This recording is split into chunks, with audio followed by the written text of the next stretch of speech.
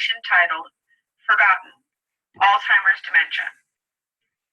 This nursing research PowerPoint was prepared for my class, Nursing 341 at Spring Arbor University. Most people can relate to the feeling of walking into a room only to forget why they entered the room to start with. Now imagine feeling that way throughout the majority of the day. Alzheimer's dementia is named after a German doctor, Alois Alzheimer, who recognized a negative change in his patients' ability to complete their activities of daily living. He believed this was due to cognitive changes. This can happen very slowly and gradually, which makes the identification of the changes difficult for the patient and those around them. 5 years ago, the number of people suffering from dementia was approximately 36 million worldwide. Who? In order to correctly diagnose a person with Alzheimer's dementia, it helps to have an idea of who might be the most likely candidate. Years of research have provided a somewhat general idea of who might be at a greater risk for developing this disease. Both men and women are equally likely to develop Alzheimer's dementia. Being greater than 60 years old when symptoms begin and having a family history of Alzheimer's dementia are also key factors. All three of these risk factors are quite general, but having a familial history is a key tip-off for medical personnel.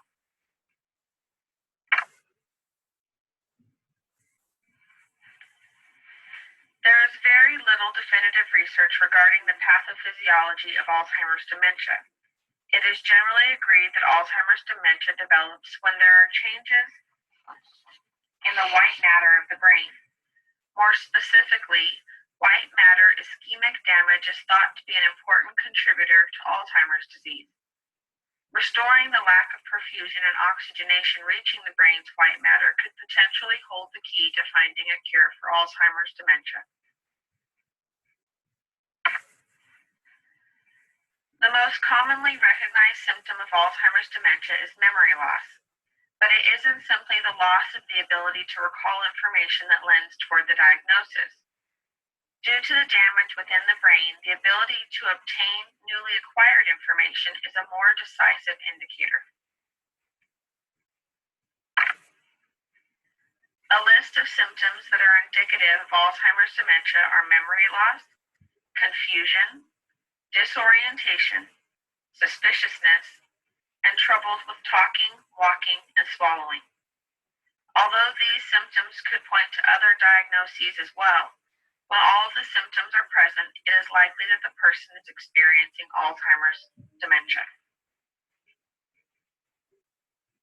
If the patient presents with all or many of the signs and symptoms, the next step is diagnostic testing.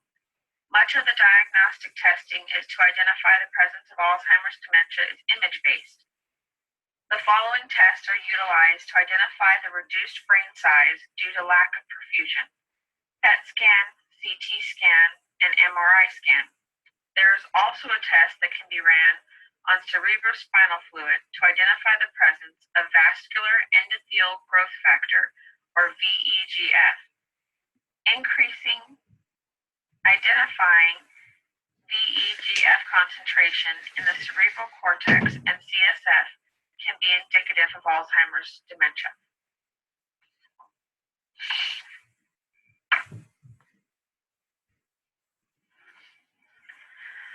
Alzheimer's dementia is a scary diagnosis for many, especially since there is no cure and very little available in the way of pharmaceutical management.